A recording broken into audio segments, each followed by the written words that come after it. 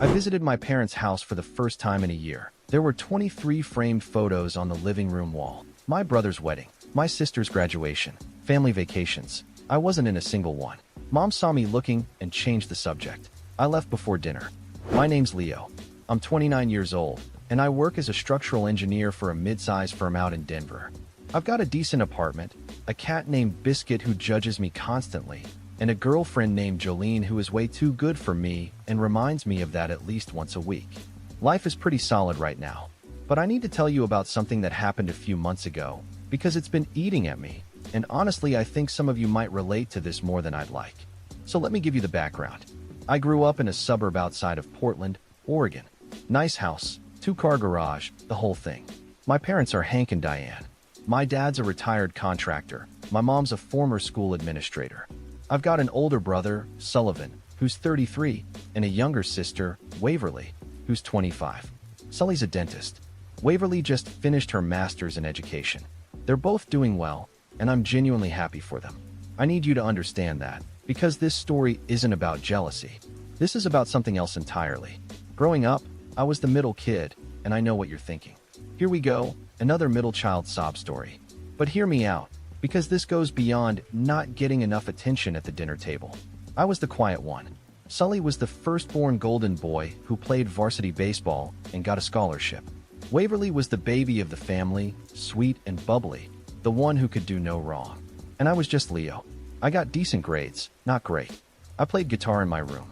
I liked building things with my hands, which my dad should have appreciated considering his career, but he never really seemed to notice.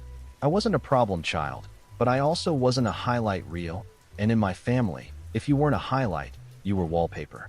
The thing is, it wasn't dramatic. Nobody ever sat me down and said you don't matter to us. It was subtle. It was my mom going to every single one of Sully's games, but forgetting I had a band concert. It was my dad teaching Sully to drive in his truck on a Saturday morning and then telling me to just sign up for driver's ed when it was my turn. It was Waverly getting a surprise birthday party for her 16th, while I got a card and a gift card to Target for mine. Each thing on its own was small enough that if I ever brought it up, I'd look petty. And I knew that. So I never said anything. When I left for college, I went to Colorado State. Nobody in my family helped me move in. My mom said she had a work thing. My dad said the drive was too long. Sully was doing his dental residency, and Waverly was in high school. I loaded up my Honda Civic by myself and drove 11 hours to Fort Collins with a duffel bag and a microwave I bought at Goodwill. I remember sitting in my dorm room that first night thinking this is fine. I've always been fine on my own. And I meant it. I wasn't bitter. I was just used to it. College was actually great for me. I found my people. I found engineering, which turned out to be the thing I was born to do.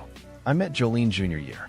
She's from a big loud family in Texas where everybody hugs too hard and talks too loud and nobody ever forgets a birthday. Being around her family was like stepping into a warm house after walking through snow. I didn't realize how cold I'd been until I felt what warm looked like. I graduated, got a job in Denver, and started building a life. I'd call home every couple of weeks. The calls were fine, but empty. My mom would talk about Sully's practice or Waverly's school. My dad would say something about the weather. Nobody ever asked me much about my life. If I volunteered information, like hey I got promoted, or Jolene and I just moved into a new place, I'd get a that's nice or a good for you, and then we'd circle back to whatever Sully or Waverly was doing. I started spacing the calls out. Every 2 weeks became once a month. Once a month became every 6 weeks. Nobody noticed. Here's where it gets real. About a year ago, Sully got married. Beautiful wedding up in Bend, Oregon. I was invited, obviously, but I wasn't in the wedding party. Sully had 4 groomsmen. His college roommate, 2 friends from dental school, and our cousin Declan. Not me, his brother. When I asked him about it, casually, not making a big deal, he said he didn't think I'd want to be up there because I'm not really a spotlight kind of guy. Which technically wasn't wrong, but it still stung. I went to the wedding. I sat at a table near the back with some of my parents' friends. Jolene held my hand under the table the whole time because she could tell I was doing that thing where I pretend I'm fine, but my jaw is clenched so tight I could crack a walnut. After the wedding, I kind of pulled back even more. I didn't make a dramatic announcement. I didn't send a letter or have a blowout fight. I just quietly stopped reaching out. And here's the part that confirmed everything I already suspected. Nobody reached out to me either. For almost a full year, I didn't hear from my parents unless it was a mass family text about a holiday or someone forwarding a recipe. My mom didn't call on my birthday. She texted "Happy birthday, sweetie" with a cake emoji at 9:47 at night, which means she saw it on Facebook and scrambled. So a few months ago, Jolene convinced me to go visit. She said maybe I was being too hard on them. Maybe they missed me and just didn't know how to show it. She's an optimist, that woman. She sees the good in people even when the good requires a magnifying glass and a prayer. I love her for it. So I agreed. We drove up to Portland on a Friday, got there Saturday morning, and walked into my parents' house for the first time in over a year. The house looked the same, smelled the same. My mom had made her usual brunch spread, eggs, bacon, those little cinnamon rolls from a can that she's been making since we were kids. Sully was there with his wife Colette. Waverly was there with her boyfriend, some guy named Bridger who wore a vest indoors and talked about cryptocurrency. Everyone hugged me. It felt warm for about 30 seconds. Then I walked into the living room, and everything changed. There was a gallery wall. You know the type, those big arrangements of framed photos in different sizes, all coordinated, clearly put together with intention. There were 23 frames. I counted them. Sully and Colette's wedding, multiple shots. Waverly's graduation, cap and gown, holding her diploma, hugging my mom. Family vacations I vaguely remembered from when we were younger, except the shots chosen were all ones where I must have been somewhere else or just out of frame. There was a photo of my dad and Sully fishing, my mom and Waverly at some vineyard, a candid of the whole family at Christmas from maybe 2 years ago, and I wasn't in it because I hadn't come home that year. 23 photos. I was not in a single one. I stood there staring at that wall like it was a museum exhibit about a family I didn't belong to. And my mom walked up behind me, saw me looking, and said, "Oh, I need to update that wall one of these days. It's such a mess." Then she changed the subject and asked if I wanted more coffee. Just like that. Like the wall wasn't a perfect visual representation of exactly where I stood in this family. Like it was just decor. I looked at Jolene. She looked at me, and I could see it in her eyes. She finally got it. I told my mom I wasn't feeling well. I said we needed to head out. We left before dinner. My mom looked confused. My dad barely looked up from the football game. Sully said drive safe. Bro Waverly was on her phone. I didn't say a word the entire drive back to the hotel. Jolene didn't push. She just held my hand on the center console while I stared out the windshield and tried to figure out how you grieve something you never really had. We stayed in Portland that night because Jolene had booked the hotel for the whole weekend. She thought we'd be spending time with my family. Instead, we ordered room service and watched a nature documentary about octopuses while I pretended I wasn't replaying that gallery wall in my head on a loop. Jolene finally said something around midnight. She said, "Leo, I owe you an apology. I thought maybe you were exaggerating. I thought maybe it was just middle child stuff and you were reading too much into it. But that wall, that's not subtle. That's a choice." She was right. That wall was curated. Someone, my mom probably, picked each of those 23 photos deliberately. She arranged them. She hung them. She looked at that collection and thought, yes, this represents our family. And in that representation, I didn't exist. That's not an oversight. That's a statement. But here's the thing. I didn't confront anyone. I didn't send a text. I went back to Denver and went back to my life. I figured I'd already been living without them for a year, so what was different now? The difference, I guess, was that now I knew for sure. Before, I could tell myself stories. They're busy. They don't mean anything by it. They love me, they just don't show it well. But you can't tell yourself stories when the evidence is literally framed and mounted on a wall in the living room.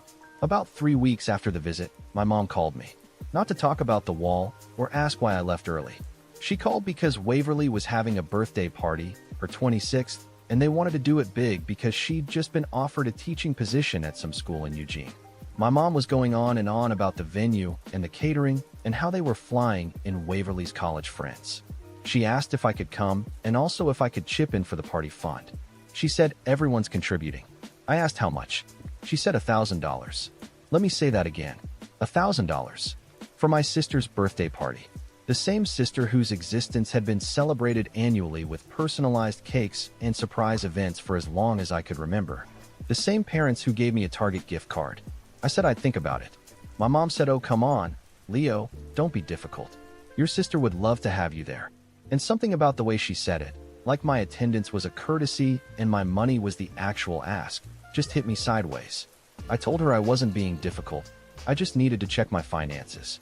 She said okay, fine, but let me know soon because the caterer needs a head count. I didn't call back. A week later, Sully texted me. He said, "Hey man, Mom mentioned you haven't committed to Waverly's party. You coming or not?" I told him I wasn't sure I could make it. He sent back a thumbs down emoji, and then nothing.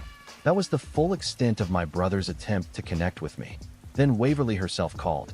And this is the part that really broke something in me, because up until this point, I didn't have any real beef with Waverly. She was the youngest. She didn't choose to be the favorite. But what she said on that call changed how I saw her. She said, "Leo, Mom told me you're being weird about my party." She said it just like that. Weird. Like wanting to not spend $1,000 on a party for someone who hasn't called me in 8 months with some kind of character defect. I took a breath and said, "Waverly, I'm not being weird. I just can't commit right now." And she said, "Well, it would be nice if for once you could show up for this family instead of always making everything about you. I want you to sit with that for a second." My sister, who I had supported, encouraged, congratulated at every milestone, who I had never once asked anything of, told me I was making everything about myself. Me, the guy who wasn't in a single photo on the family wall. The guy who wasn't in his own brother's wedding party. The guy whose birthday gets a Facebook afterthought. I was the selfish one. I said, "Waverly, when is my birthday?" There was silence. A long silence. Then she said, "It's in the fall, right? October maybe? My birthday is in August." She didn't even know the month. I said, "It's August 14th. She said, "Okay, well, I'm not good with dates. You know that." And I said, "Yeah, I do know that. I know that about all of you." Then I hung up. Jolene was sitting on the couch when I put the phone down. She didn't ask what happened because she'd heard the whole thing. She just opened her arms and I sat down next to her and put my head on her shoulder, and for the first time in maybe a decade, I let myself actually feel it. Not just the wall, not just the party, all of it.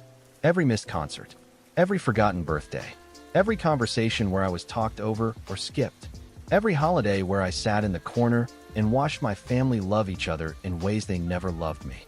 I didn't cry. I wanted to, but I couldn't. It's like the sadness was so old it had calcified into something solid sitting in my chest like a stone. Jolene rubbed my back and said, "You don't owe them anything, Leo. You never did." After that night, I made a decision. I wasn't going to Waverly's party. I wasn't going to send money. And I wasn't going to explain myself.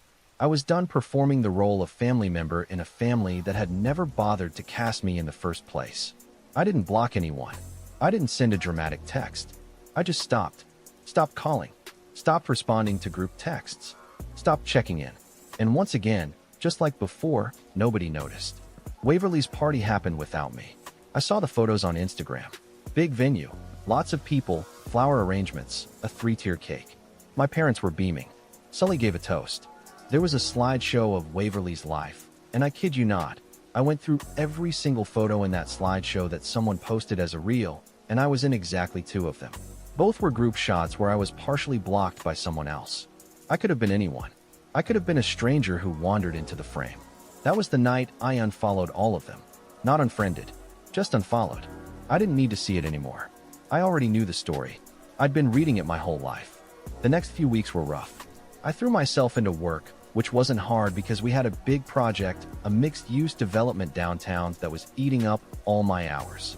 But at night, when things got quiet, the memories would creep back in. Being 8 years old watching my dad throw a ball with Sully in the backyard while I sat on the porch with a book. Being 16 at my own birthday dinner while my mom took a 20-minute phone call from Waverly's dance teacher. My college graduation, which my parents attended but left early because they had a dinner reservation.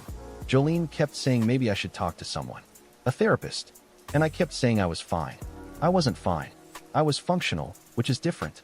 Functional means you go to work and eat meals and answer your emails. Fine means you're actually okay. I was not okay. I was just very good at pretending. One night Jolene sat me down and said, "Leo, I love you, but you have been walking around this apartment like a ghost for 3 weeks. You barely talk. You haven't played your guitar once. You went to bed at 8:30 last night. This isn't you. Please talk to someone." So I did. I found a therapist named Dr. Adler, a calm guy in his 50s who wore cardigans and had the most aggressively soothing voice I've ever heard. And in our very first session, after I told him the whole story, he said something that cracked me open. He said, "Leo, you're not grieving the loss of your family. You're grieving the fact that the family you wanted never existed.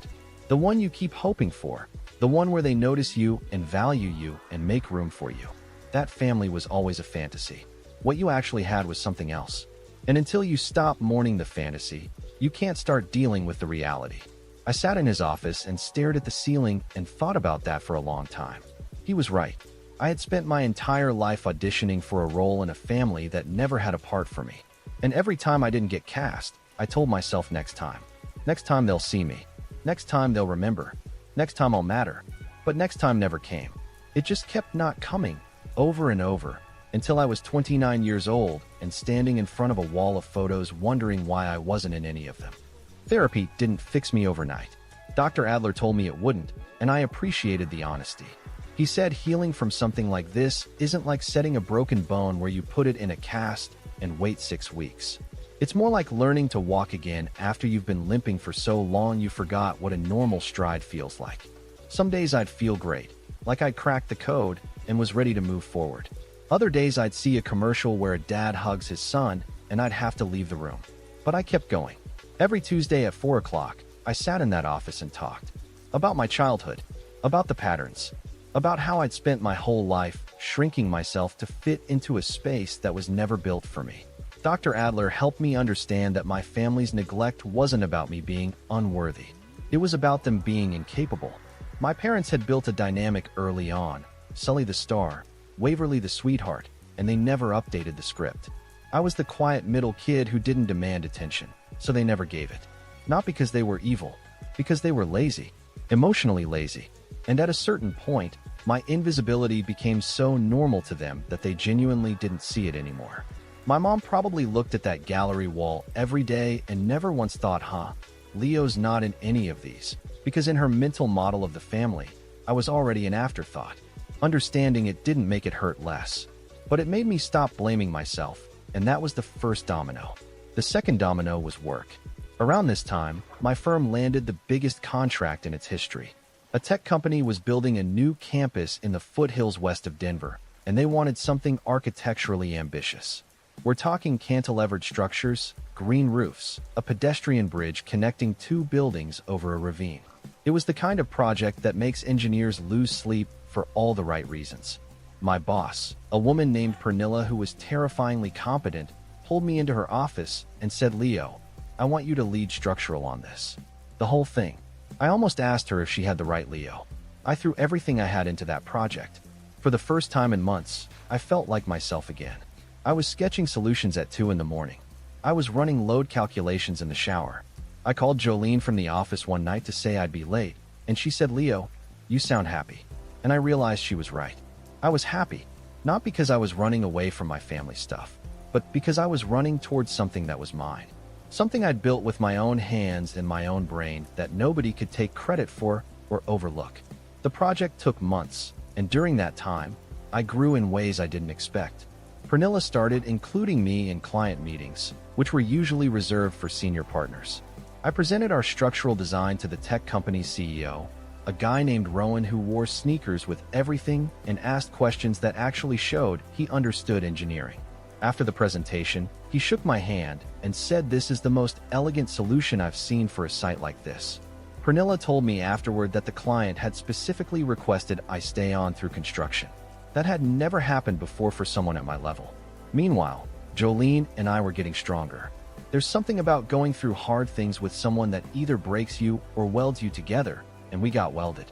She started coming to some of my therapy sessions, not because we needed couples counseling, but because she wanted to understand what I was dealing with so she could support me better. Dr. Adler said she was one of the most emotionally intelligent partners he'd seen, and Jolene said, "Well, obviously," which made all 3 of us laugh. I also reconnected with some old friends.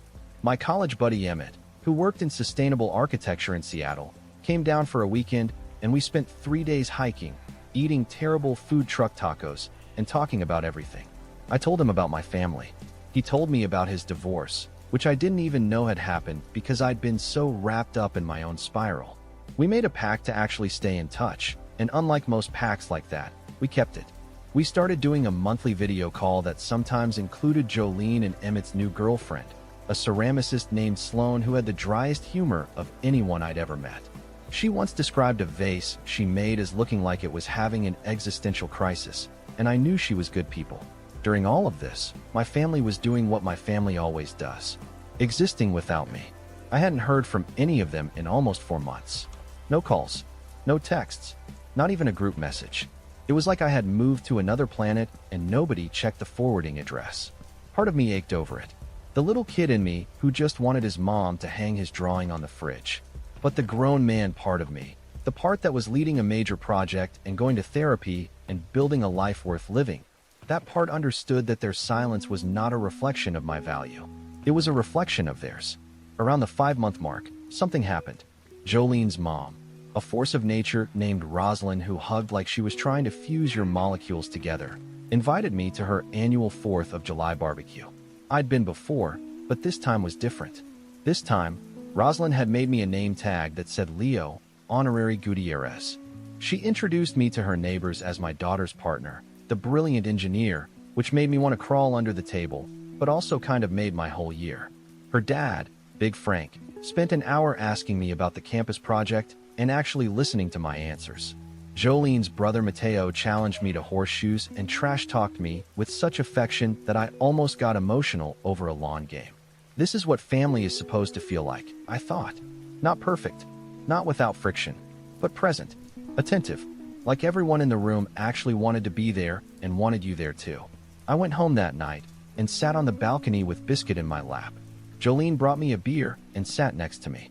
I said, your family makes me feel more seen in one afternoon than mine has in 29 years.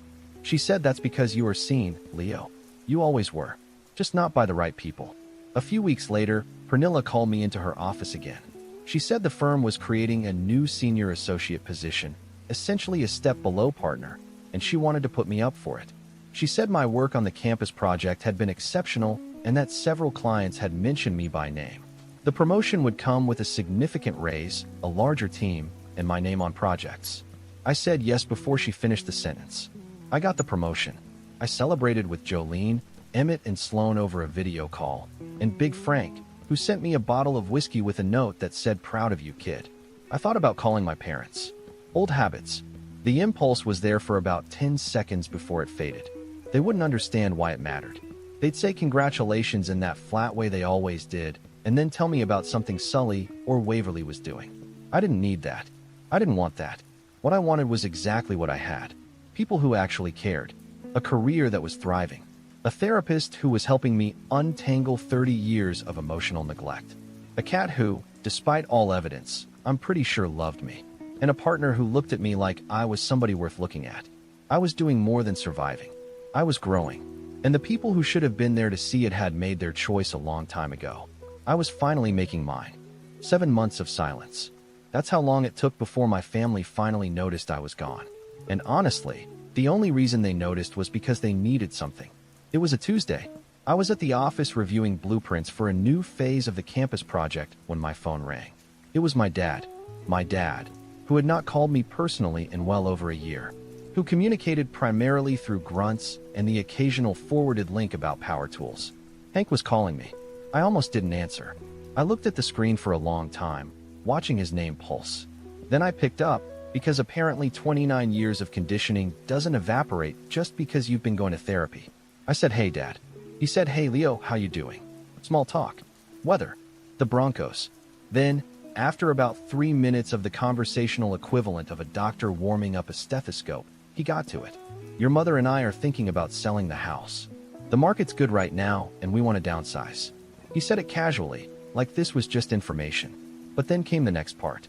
The thing is, we've been looking at the finances, and we're a little short on what we'd need to bridge the gap between selling this place and buying the condo your mother likes.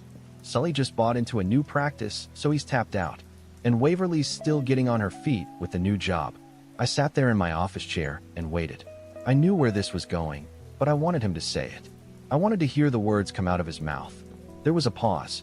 Then he said, we were hoping you might be able to help us out. Maybe 30, 40,000.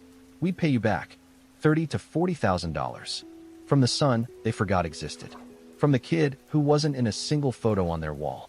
From the guy who didn't get a phone call on his birthday. They wanted 40 grand. I didn't explode. Dr. Adler would have been proud. I took a breath and said, Dad, that's a big ask. He said, I know, but you're doing well, right? Your mother says you got some kind of promotion. The way he said it, some kind of promotion, like it was vague and possibly imaginary. Like my career was a rumor he'd half heard. I told him I needed time to think about it. He said, sure, take your time, but the condo might go fast, so sooner would be better.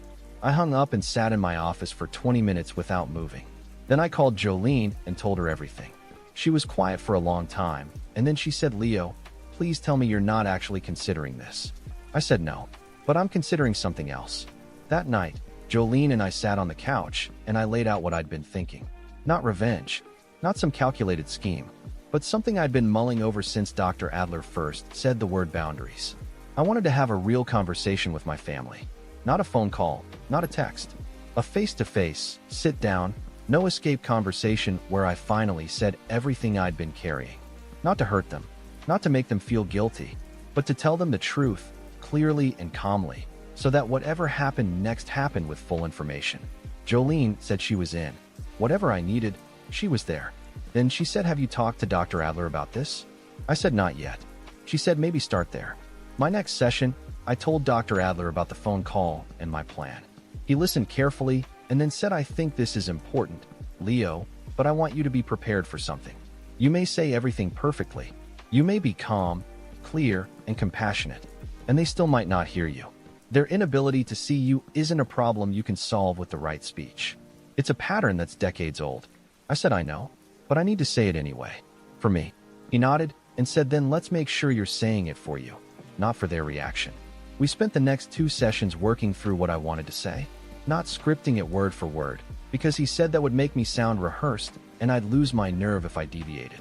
Instead, we worked on the core truths, the things I needed to communicate no matter how the conversation went, the facts of my experience, the impact of their behavior, what I wanted going forward, and most importantly, what I was prepared to do if nothing changed.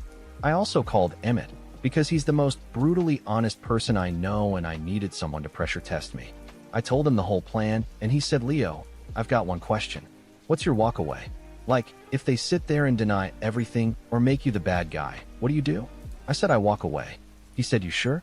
Because walking away from your family isn't like walking away from a bad date. It's the kind of thing that sits in your chest for years. I said, it's already sitting in my chest, Emmett. It's been there my whole life. At least this way it sits there on my terms. He paused and then said, all right, brother, then you do it. And if it goes sideways, Sloan and I will drive down and we'll eat terrible tacos, and you can be sad about it with people who actually give a crap about you. That's friendship right there. 2 weeks later, I called my mom. I said I wanted to come up for a visit. I said I wanted to talk to everyone, the whole family, together. She sounded surprised and then pleased in that surface-level way she had. She said, oh, that would be wonderful, Leo, we'd love that. She didn't ask what I wanted to talk about. She probably assumed I was coming to discuss the money. She started talking about what she'd make for dinner. I drove up on a Saturday morning. Jolene offered to come, but I told her I needed to do this part alone. She kissed me at the door and said, I'll be right here when you get back. Call me after. I'll have wine ready. I said, better make it whiskey. She said, that bad? I said, just prepared. The drive was 6 hours of me rehearsing and then unrehearsing and then just listening to music and trying not to overthink it. I pulled into the driveway at around 2 in the afternoon. The house looked the same as always. The garden was overgrown because my dad had been saying he'd fix it for 3 years. The paint on the mailbox was peeling. Everything about the exterior said comfortable stagnation. People who had stopped trying because they thought everything was fine. I walked inside and they were all there. Mom in the kitchen, Dad in his recliner, Sully on the couch with Colette, Waverly cross-legged on the floor looking at her phone. It was like walking into a painting that hadn't changed since I was 12. My mom hugged me and said, you look thin, are you eating? My dad said, hey there, Leo. Sully nodded. Waverly said, hey, without looking up. I stood in the living room. The gallery wall was still there. 23 photos. 0 of me. I looked at it one more time and felt something settle in my chest. Not anger. Not sadness. Resolve. I said I need to talk to everyone. Can we sit down? My mom looked confused. Sully looked mildly annoyed, like I was interrupting a lazy Saturday. My dad muted the television, which was probably the most dramatic gesture he'd made in a decade. Waverly finally looked up from her phone. I sat down in the chair across from all of them. I could feel my heart beating in my ears. My palms were damp, but my voice, when it came, was steady. I said, there's something I need to say to all of you, and I need you to let me finish before anyone responds. Can you do that? They all nodded, looking somewhere between curious and uncomfortable. I took a breath, and I started talking. I started with the wall. I pointed at it and said there are 23 photos on that wall. I'm not in a single one. And when I noticed that last time I was here, Mom, you changed the subject and asked if I wanted coffee. Nobody in this room has ever acknowledged what that wall says about how this family sees me. So I'm acknowledging it right now. I don't exist in this family's story, and I need you all to know that I've noticed. My mom's face did something complicated. She looked at the wall, then at me, then at the wall again, like she was seeing it for the first time. Which, in a way, she probably was. She opened her mouth, but I held up my hand. I said, I'm not done. This isn't about the wall. The wall is just the most recent thing. This is about a lifetime. I looked at my dad. Dad, you taught Sully to drive in your truck. You took him fishing every summer. You spent hours in the garage with him building things. When it was my turn, you told me to sign up for driver's edition. You never took me fishing, and I was the one who actually liked building things. I'm a structural engineer, Dad. I literally build things for a living. Did you ever once think about that? My dad's jaw tightened. He didn't say anything. He just stared at the coffee table like it owed him an apology. I turned to my mom. Mom, you went to every one of Sully's baseball games. Every single one. I had band concerts. You missed all but 2, and one of those you left early. Waverly got a surprise Sweet 16. I got a gift card. You didn't call me on my birthday this year. You texted me at 9:47 at night because you saw it on Facebook. I'm your son. You forgot my birthday. My mom's eyes were filling up. She said, Leo, that's not fair. I've always loved you the same. And I said, Mom, I believe you think that. I really do. But love without attention isn't love. It's just a word. I looked at Sully.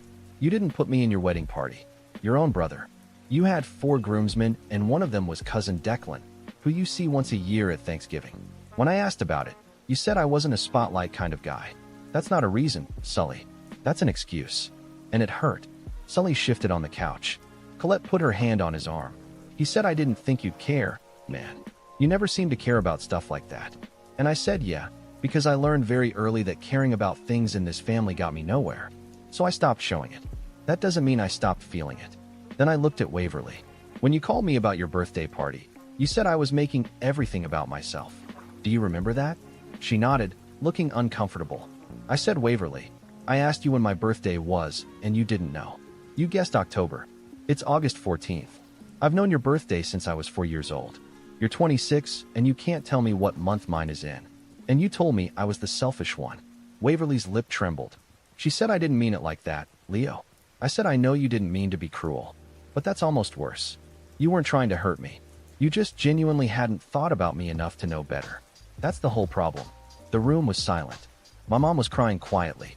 My dad was still staring at the coffee table. Sully was rubbing the back of his neck. Waverly was blinking fast. I said, I didn't come here to make you feel bad. I came here because Dad called me 2 weeks ago and asked me for $40,000. And I realized that the only time anyone in this family reaches out to me is when they need something. Not because they miss me. Not because they want to know how I'm doing. Because I'm useful. And I'm done being useful to people who don't see me. My dad finally spoke. He said, so you're not going to help us with the house. And I swear, I almost laughed. Because even in this moment, after everything I'd just said, his first response was about the money. I said, Dad, did you hear anything I just said? He blinked and said, of course I did.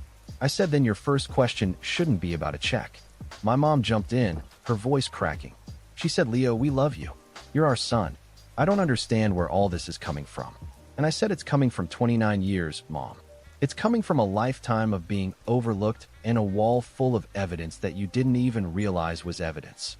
I don't doubt that you love me in some abstract way. But abstract love doesn't show up. It doesn't call.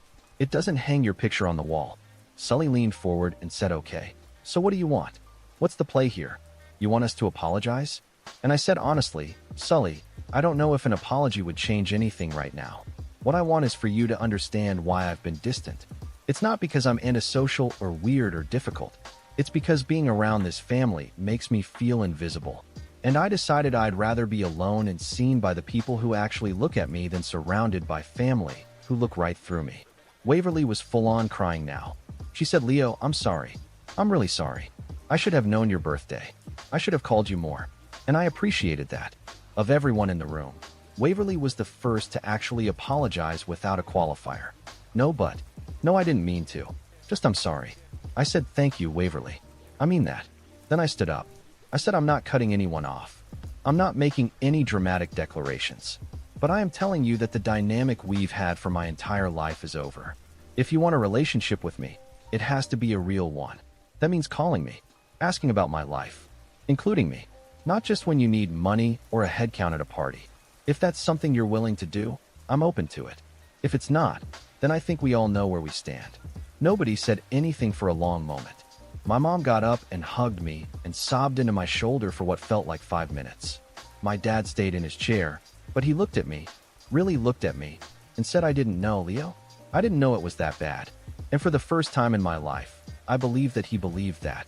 He genuinely didn't know, because he'd never bothered to pay attention. I left that afternoon. I didn't stay for dinner.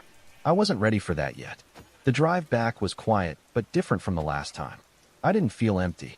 I felt lighter, like I'd set down a suitcase I'd been carrying so long I'd forgotten it was there. That was 4 months ago. Here's what's happened since. Waverly calls me every other week now. She asks about work, about Jolene.